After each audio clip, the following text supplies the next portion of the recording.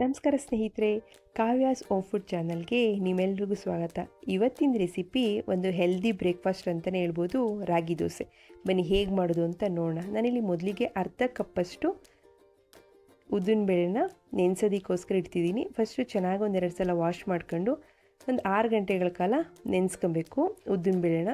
ನಾನು ನೆನೆಯೋದಕ್ಕೆ ಇಡ್ತಿದ್ದೀನಿ. ರಾಗಿ ತಿಂದವ ನಿರೋಗಿ ಅನ್ನೋ ಮಾತೇ ಇದೆ. ಹಾಗಾಗಿ ಈ ಹೆಲ್ದಿ ಬ್ರೇಕ್ಫಾಸ್ಟ್ನ ಮನೆಯವ್ರಿಗೆಲ್ಲ ಆರಾಮಾಗಿ ಮಾಡಿಕೊಡ್ಬೋದು. ನೋಡಿ, ಈಗ ಚೆನ್ನಾಗಿ ನೆಂದಿದೆ 6 ಗಂಟೆಗಳ ಕಾಲ.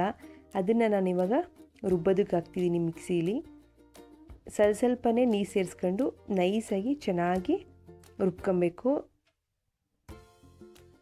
ಮಕ್ಕಳು ಲಂಚ್ ಬಾಕ್ಸು ತೊಗೊಳೋವು ಕೂಡ ಈ ರಾಗಿ ದೋಸೆ ಚೆನ್ನಾಗಿರುತ್ತೆ. ನೋಡಿ, ಇಷ್ಟು ನೈಸಾಗಿ ರುಬ್ಕೊಂಡು ನಾನೀಗ ಅದನ್ನ ಉದ್ದಿನ ಸರಿನ ಒಂದು ಪಾತ್ರೆಗೆ ಹಾಕ್ತಿದ್ದೀನಿ. ಸ್ವಲ್ಪ ದೊಡ್ಡ ಪಾತ್ರೆ ಇಟ್ಕೊಂಡ್ರೇ ಒಳ್ಳೆಯದು.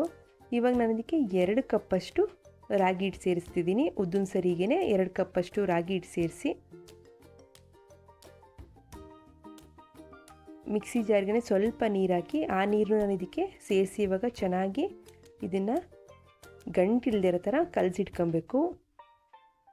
ಇವಾಗ ಇದಕ್ಕೆ ಉಪ್ಪು ಸೇರಿಸ್ಬಾರ್ದು, ಯಾವುದೇ ಉಪ್ಪು ಸೇರಿಸೋ ಅಗತ್ಯ ಇಲ್ಲ. ನಾಳೆ ನಾವು ದೋಸೆ ಹಾಕಬೇಕಾದ್ರೆ ಉಪ್ಪು ಸೇರಿಸ್ಕೊಂಡ್ರೆ ಆಗುತ್ತೆ. ನೋಡಿ, ಇವಾಗ ಅದಕ್ಕೆ ನಾನು ಚೆನ್ನಾಗಿ ಗಂಟಿಲ್ದಿರೋ ಥರ ಕಲಸಿ ಈಗ ಓವರ್ನೈಟ್ ಇದನ್ನು ನಾನು ಇಟ್ಬಿಡ್ತೀನಿ. ಚೆನ್ನಾಗಿ ಸರಿ ಬಂದಿರುತ್ತೆ ಬೆಳಿಗ್ಗೆ ಅಷ್ಟರೊಳಗಡೆ. ನೋಡಿ ಎಷ್ಟು ಚೆನ್ನಾಗಿ ಸರಿ ಬಂದಿದೆ. ನಾನು ಬೆಳಿಗ್ಗೆ ನೋಡ್ತಿದ್ದೀನಿ ಎಷ್ಟು ಚೆನ್ನಾಗಿ ಸರಿ ಬಂದಿದೆ ನೋಡಿ ರಾಗಿ ಸರಿ. ಇದಕ್ಕಿವಾಗ ನಾವು ಒಂದು ಮೀಡಿಯಮ್ ಸೈಜ್ ಈರುಳ್ಳಿನ ಕಟ್ ಮಾಡಿ ಇಟ್ಕೊಂಡಿರೋದನ್ನ ಸೇರಿಸ್ತಿದ್ದೀನಿ. 1 ಕ್ಯಾರೆಟು ತುರಿದಿಟ್ಕೊಂಡಿರೋದನ್ನ ಸೇರಿಸ್ತಿದ್ದೀನಿ. ಮತ್ತು 1 ಸೌತೆಕಾಯಿ ತುರಿದಿಟ್ಕೊಂಡು ಸೇರಿಸ್ತಿದ್ದೀನಿ. ಇಲ್ಲಿ ಸಬ್ಸಿಗೆ ಸೊಪ್ಪಿದ್ರೆ ಸೇರಿಸ್ಕೊಂಡ್ರೂ ಸಹ ರುಚಿ ತುಂಬ ಚೆನ್ನಾಗಿರುತ್ತೆ. ನಾನು ಇವಾಗ ಇದನ್ನು ಸ್ವಲ್ಪ ಕೊತ್ತಂಬರಿ ಸೊಪ್ಪನ್ನ ಸೇರಿಸ್ತಿದ್ದೀನಿ.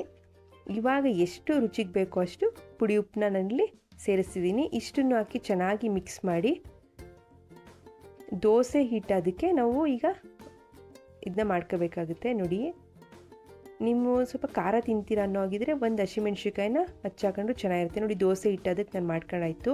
ಇವಾಗ ಕಲ್ಲನ್ನ ಕಾಯಕ್ಕಿಟ್ಟು ಕಲ್ಲು ಕಾದ ತಕ್ಷಣ ಸ್ವಲ್ಪ ಎಣ್ಣೆ ಹಾಕಿ ಈರುಳ್ಳಿಲೆಲ್ಲ ಕಡೆ ಸ್ಪ್ರೆಡ್ ಮಾಡ್ತಿದ್ದೀನಿ. ನೋಡಿ, ದೋಸೆ ಹಿಟ್ಟನ್ನ ನಾನು ಹಾಕ್ತಿದ್ದೀನಿ, ರಾಗಿ ದೋಸೆ ಹಿಟ್ಟನ್ನ.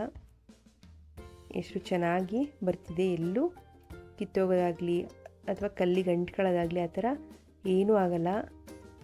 ನೋಡಿ, ಈ ಥರ ಹಾಕಿ 1 ಸ್ಪೂನ್ ಎಣ್ಣೆ ಹಾಕಿ ಮೀಡಿಯಮ್ ಫ್ಲೇಮಲ್ಲಿ 1 ನಿಮಿಷ ಚೆನ್ನಾಗಿ ಬೇಯಿಸಬೇಕು. ರಾಗಿ ಬೇಯೋದು ನಿಧಾನ, ಆದ ಕಾರಣ ಚೆನ್ನಾಗಿ ನಾವು ಬೇಯಿಸ್ಕೋಬೇಕಾಗುತ್ತೆ. ನೋಡಿ, 1 ನಿಮಿಷ ಆದಮೇಲೆ ನಾನು ತೆಗಿತಿದ್ದೀನಿ. ಈಗಲೂ ಅಷ್ಟೇ, ತೆಗೆದ ತಕ್ಷಣ ದೋಸೆ ತೆಗಿಯೋಕ್ಕೆ ಹೋಗ್ಬಾರ್ದು. ಒಂದು 30 ಸೆಕೆಂಡ್ಸ್ ನಾವು ಚೆನ್ನಾಗಿ ಲೋ ಫ್ಲೇಮಲ್ಲಿ ಬೇಯಿಸ್ಕೋಬೇಕು. ಆಮೇಲೆ ನೋಡಿ ಎಷ್ಟು ಚೆನ್ನಾಗಿ ದೋಸೆ ಬರ್ತಿದೆ.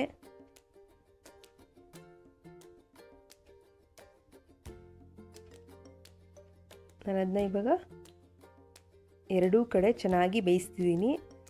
2 ಕಡೆ ಚೆನ್ನಾಗಿ ಬೇಯಿಸ್ಕೊಂಡು ದೋಸೆನ ನೋಡಿ ಎಷ್ಟು ಚೆನ್ನಾಗಿ ದೋಸೆ ರೆಡಿಯಾಗಿದೆ. ಇದ್ರ ಜೊತೆ ಸಾಗುನೇ ಬೇಕು ಅನ್ನೋ ಅಗತ್ಯ ಏನಿಲ್ಲ. ನಾನಿವತ್ತು ಕೆಂಪು ಚಟ್ನಿ ಮಾಡಿದ್ದೀನಿ. ಚಟ್ನಿ ಜೊತೆ ಕೂಡ ತುಂಬ ಚೆನ್ನಾಗಿರುತ್ತೆ. ನೀವು ಒಮ್ಮೆ ಟ್ರೈ ಮಾಡಿ. ಈ ವಿಡಿಯೋ ನಿಮ್ಗೆ ಇಷ್ಟ ಆದರೆ ಲೈಕ್ ಮಾಡಿ, ಶೇರ್ ಮಾಡಿ, ಸಬ್ಸ್ಕ್ರೈಬ್ ಮಾಡಿ. ಧನ್ಯವಾದಗಳು.